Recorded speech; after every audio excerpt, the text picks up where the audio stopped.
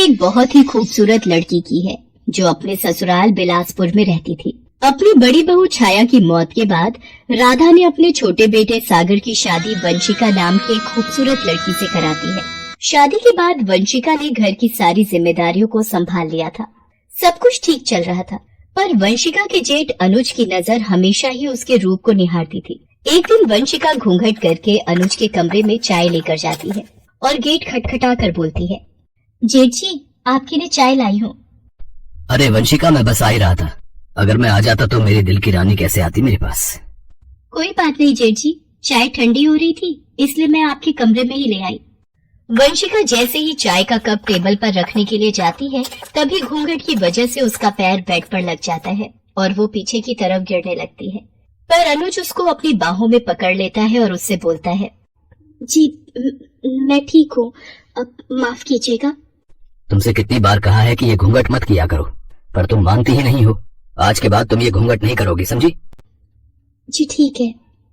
इतना कहकर वंशिका वहाँ से चली जाती है और उसके जाते ही अनुज खुद से बोलता है, उफ, क्या कमर है, क्या खुशबू है वंशिका तुम्हारी। इतना मदहोश तो मैं नशा करके भी नहीं होता जितना तुम्हें देखकर हो जाता हूँ। ऐसे ही वक्त बीतता जाता है और अनुज का वंशिका की तरफ झुकाव बढ़ता जाता है। ऐसे ही एक दिन वंशिका किचन में काम कर रही होती है और अनुज बाहर टेबल पर बैठा हुआ उसे निहार रहा होता है। तभी वो उसे आवाज देता है और बोलता है, वंशिका, जरा ये फ्रूट्स काट देना। जी जेठ जी।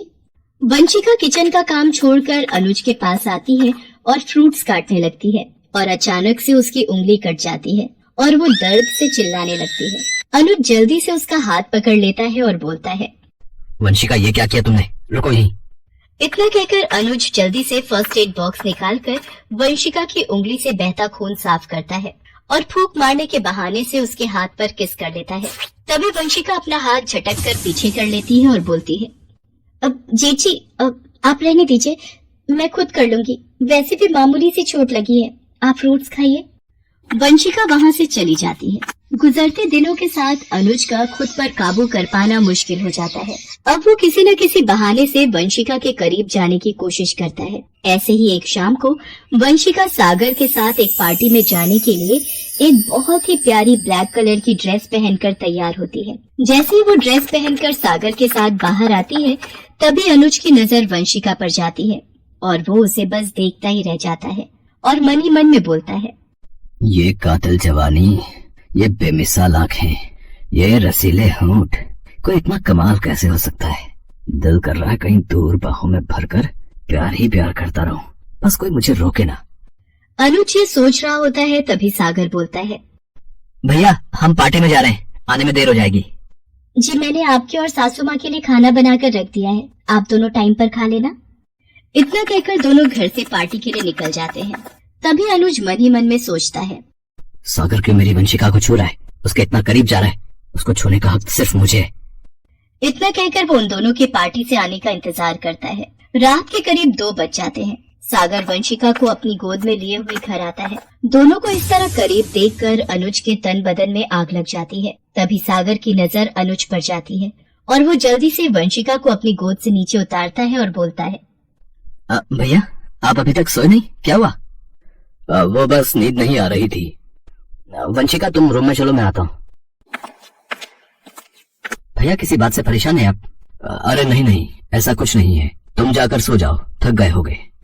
अनुज की बात सुनकर सागर अपने कमरे में चला जाता है। वहीं अनुज भी अपने कमरे में जाता है, पर उसकी आंखों के आगे वंशिका का चेहरा घूमता रहता है। थक हार कर वो उठकर बैठ जाता है और अपनी अलमारी में से एक परफ्यूम की बोतल निकालता है जो उसने वंशिका के कमरे से चुराई थी। वो उसे अपने हाथों पर स्प्रे करता है और फिर फोन में वंशिका की तस्वीर देखते हुए बोलता है, वंशिका, तुम क्यों मेरे प्यार को समझ नहीं रही हो? तुम्हें नजर नहीं आता मैं तुम्हें कितना चाहता हूँ, कितना बेचैन हूँ तुम्हारे पास आने के लिए। एक बार मुझे अपने करीब आने का मौका तो दो, मैं तुम्हें दुनिया की हर खुशी दूंगा, तुम्हें रानी बनाकर रखूंगा। फिर अनुज वंशिका की तस्वीर को गले लगाता है और सो जाता है। एक दिन वंशिका सागर के लिए रोमांटिक डिनर प्लान करती है और एक लेटर लिखकर सागर के ऑफिस के बैग में डाल देती है और उसे ऐसा करते हुए अनुज देख लेता है। वो मौका पाकर लेटर सागर के बैग से निकाल लेता है और अकेले में जाकर उसे पढ़ता है, जिसमें लिखा होता है, मेरी जान, आज रात तुम्हारे लिए कुछ खास प्लान किया है, तो हाँ, जल्दी आना। ये लेटर पढ़कर अनुज बहुत खुश होता है और मन ही मन में बोलता है, अच्छा तो ये सब चल रहा है, पर अब सागर नहीं बल्कि तुम्हारा ये दीवाना आशिक अनुज पहुंचेगा तुमसे मिलने के लिए आज। अनुज की इस हरकत से बेखबर वंशिका शाम की तैयारी में लग जाती है और सब कुछ अच्छे से तैयार करती है। तो वही अनुज सागर को काम में बिजी रखता है ताकि वो देर रात तक घर ना आ सके।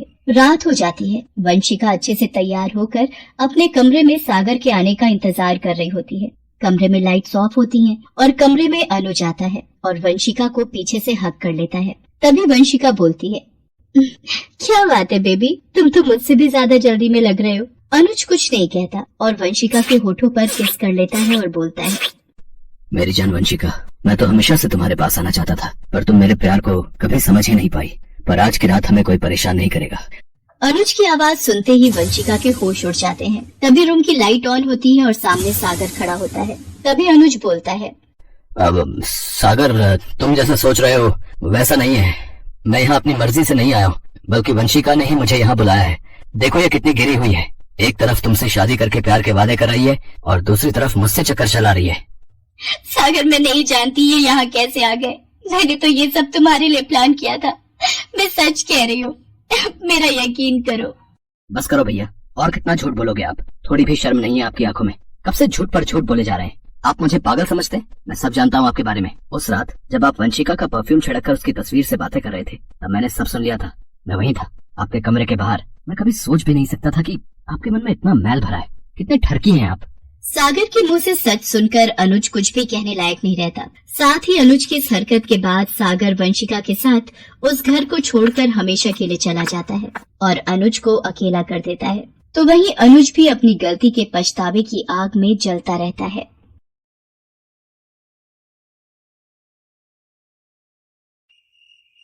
राजकुमार अपने बिस्तर पर करवटें बदल रहा था। ऐसा लग रहा था वो किसी का इंतजार कर रहा है। तभी उसके कानों में धीमी धीमी पायल की आवाज आई। कुछ ही पलों में छन छन करती पायल की आवाज धीरे धीरे करके उसके बिल्कुल करीब आने लगी। लगता है आ गई। आने दो इसे आज, फिर मैं पूछता हूँ इससे कहाँ इतनी देर लगा दी। वो ये सोच ही रहा था कि एक बहुत ही खूबसूरत औरत उसके कमरे के अंदर आई। उसे देखकर राजकुमार ने बनावटी गुस्सा दिखाते हुए उसकी तरफ से मुंह फेर लिया। उसे ऐसा करते देख उस औरत ने कहा कि ठीक है, अब ऐसे ही मुझे देखकर मुंह फेरना है तो मैं जाती हूँ। ये कहकर औरत वापस जाने लगती है। तभी राजकुमार अपने बिस्तर से उठता है और जाकर उस औरत का हाथ पकड़ लेता है। बहुत भाव खाती हैं आप। अब भाव नहीं खाऊं तो क्या करूं? मैं इतनी मुश्किल से तुम्हारे भैया की नजर बचाकर तुमसे मिलने आई हूँ और एक तुम हो कि मुझे देखकर मुंह फेर रहे हो। कभी मेरी हालत के बारे में भी तो सोचिए भाभी। देवर जी, आपकी हालत के बारे में सोचते हैं तभी तो जान हथेली पर लेकर आपसे मिलने आ जाते हैं। नंदिनी की इस बात को सुनकर राजकुमार के चेहरे पर चमक आ गई और उसने अपनी भाभी नंदिनी से कहा, भाभी और कब तक इंतजार करना है? छोड़िए भैया का साथ और भाग चलिए मेरे साथ।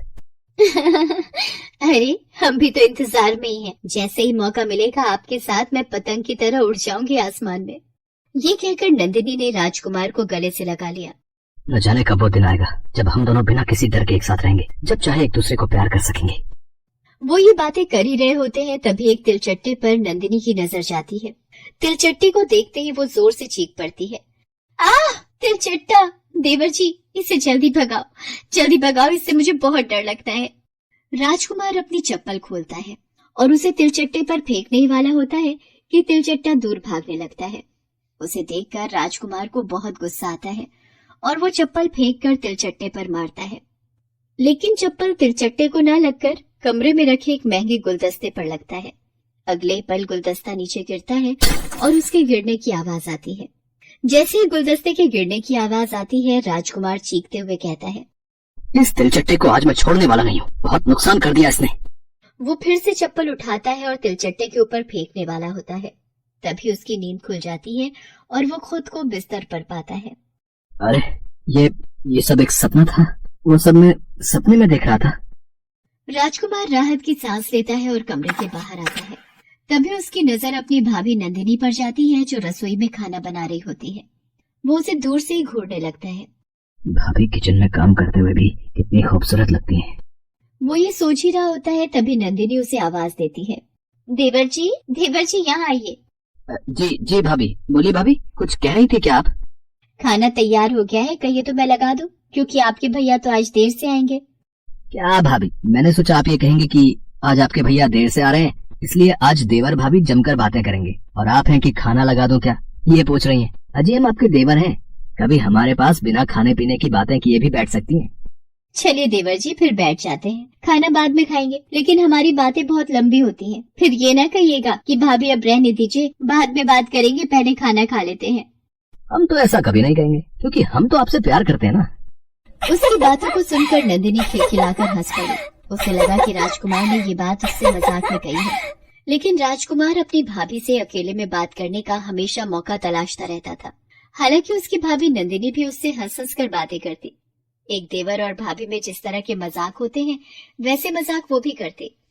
लेकिन राजकुमार अपनी भाभी की इन बातों से उनकी तरफ झुकने लगा था। वो मन ही मन उन्हें चाहने भी लगा था। उसे ऐसा भी लगता था कि मैं जानता हूँ भाभी मुझे कहती नहीं, लेकिन वो भी मुझे मन ही मन चाहती है। लेकिन चाहत को मन में दबाने से क्या फायदा, एक दिन हम दोनों में से एक को तो पहल करनी ही होगी। क्योंकि मैं ये बात पूरी गारंटी से कह सकता हूँ कि नंदिनी भाभी मेरे काले कलूटे दिनकर भैया से तो रत्ती भर भी प्यार नहीं करती होगी। 1 साल पहले की बात है। दिनकर की शादी नंदिनी से हो रही थी। मंडप पर खड़ी सभी लोगों की निगाहें नंदिनी पर ही थी, क्योंकि नंदिनी थी ही इतनी खूबसूरत। गोरा रंग, घुंघराले बाल, खड़ी नाक और उसकी बड़ी बड़ी आंखें। एक बार जो भी उसकी तरफ देखता ही रह जाता। राजकुमार, तेरे भैया ने तो गजब की किस्मत पाई है? उनकी शादी में देर तो बहुत हुई, लेकिन इस देरी का फल देखो कितना खूबसूरत मिला है? तुम्हारी भाभी सच में लाखों में एक है यार। दिनकर दिखने में जितना साधारण था, नंदिनी उतनी ही खूबसूरत। शादी की पहली रात उसने नंदिनी से कहा, जानती हो नंदिनी, 5 साल पहले पंडित जी ने मेरी माँ से हाथ देखकर एक बात कही थी। कौन सी बात? दिनकर का साधारण रंग उसकी शादी के आड़े आ रहा था। उसकी शादी की बात कई जगह बनते बनते बिगड़ गई थी। एक दिन दिनकर के यहाँ एक बहुत बड़े पंडित जी आए हुए थे। दिनकर की माँ उन्हें बहुत मानती थी, क्योंकि वो जो कुछ भी कहते वो 100% सच होता था। पंडित जी, हम तो परेशान हो गए हैं दिनकर के लिए लड़की ढूंढ ढूंढ कर। हर जगह बात बनते बनते रह जाती है। अरे आप परेशान क्यों होती हैं? ईश्वर ने सबकी जोड़ी बनाई है, आपके दिनकर के लिए भी जरूर कोई ना कोई होगी। अब वो कौन है ये तो पता चले पंडित जी। जरा इसका हाथ देखकर बताइए ना, कब तक इसकी शादी होगी भी कि नहीं होगी। पंडित जी ने दिनकर का हाथ देखना शुरू किया। कुछ ही पलों में उनके मुंह से निकला चांद। ये शब्द सुनते ही दिनकर की माँ के कान खड़े हो गए। उन्होंने पंडित जी से पूछा, चांद? मैं समझी नहीं पंडित जी। अरे आपके बेटे के भाग्य में तो चांद सी लड़की लिखी है। पंडित जी की बात कभी गलत नहीं होती थी, लेकिन इस बीच दिनकर की माँ चांद जैसी लड़की के इंतजार में स्वर्ग से धार गई। लेकिन उनका कहा सत्य हो गया। आप सचमुच चांद जैसी है नंदिनी। हम ठहरे काले कलूटे, हमारा आपका क्या मेल। देखिए जी, आप ऐसी बातें मत कहिए। अग्नि के आगे मैंने आपके साथ फेरे लगाए हैं, वो भी आत्मा के साथ। मैंने आपके रंग के साथ फेरे नहीं लगाए। मुझे आप बहुत पसंद हैं। बस आप मुझे हमेशा खूब सारा प्यार दिया कीजिएगा। नंदिनी अपने पति से बहुत प्यार करती थी और दिनकर भी नंदिनी पर अपनी जान छिड़कता था। लेकिन राजकुमार ख्याली पुलाव पका रहा था और हर समय अपनी भाभी के सपने देखा करता था। एक दिन उसने अपनी भाभी से दिल की बातें कह दी। उस समय नंदिनी रसोई में काम कर रही थी। वो उसका हाथ पकड़कर बाहर ले आया। अरे कहाँ ले जा रहे हैं मुझे? कहीं घूमने जाना है क्या? भाभी, आज आपसे कुछ जरूरी बातें करनी है। ये लो, मुझे लगा कि आप मुझे घुमाने ले चलेगा और आप हैं कि कोई जरूरी बात करना चाहते हैं। अच्छा कहिए, क्या बात है? भाभी, हम आपको बहुत प्यार करते हैं। अरे यही जरूरी बात कहनी थी। वो तो हम भी आपसे बहुत प्यार करते हैं। आखिर आप हमारी देवर जो ठहरे। नंदिनी की बातों को सुनकर राजकुमार ने कहा, भाभी आप समझ नहीं रही हैं। देवर भाभी वाला प्यार नहीं, हम आपसे एक प्रेमी की तरह प्यार करते हैं। नंदिनी ने राजकुमार के मुंह से जैसे ही ये बात सुनी, वो सन्न रह गई। उसने राजकुमार की ओर देखा और कहा, ये आप क्या कह रहे हैं? वही जो आप भी कहना चाहती हैं, लेकिन डरती हैं। भाभी, हम आपसे प्रेम करते हैं। आप भैया को छोड़ दीजिए और मेरे साथ शादी कर लीजिए। वैसे भी वो कहाँ काले कलूटे और आप कहाँ रूप की रानी। इस बात को सुनने के बाद नंदिनी का सब्र जवाब दे गया और वो राजकुमार के पास गई और उसके गाल पर जोरदार थप्पड़ मार दिया। झन्नाटेदार थप्पड़ खाते ही राजकुमार हिल गया।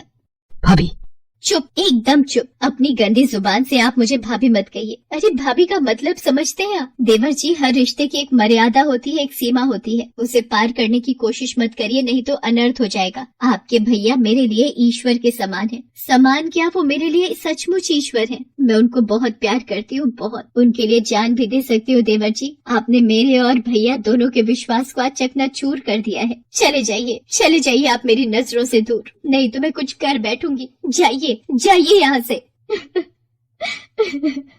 ये कहकर नंदिनी फूट फूट कर रोने लगी। उसे रोता देख राजकुमार को अपनी गलती का एहसास हो गया।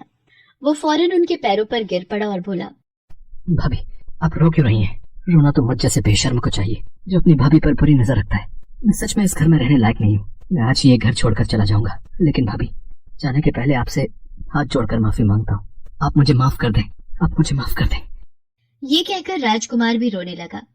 उसे रोता देखकर नंदिनी उसके पास गई और उससे कहा, देवर जी, आपको अपनी गलती का एहसास है, ये काफी है मेरे लिए। लेकिन एक बात याद रखिए, मर्यादा की लकीर हर रिश्ते में होती है, उसका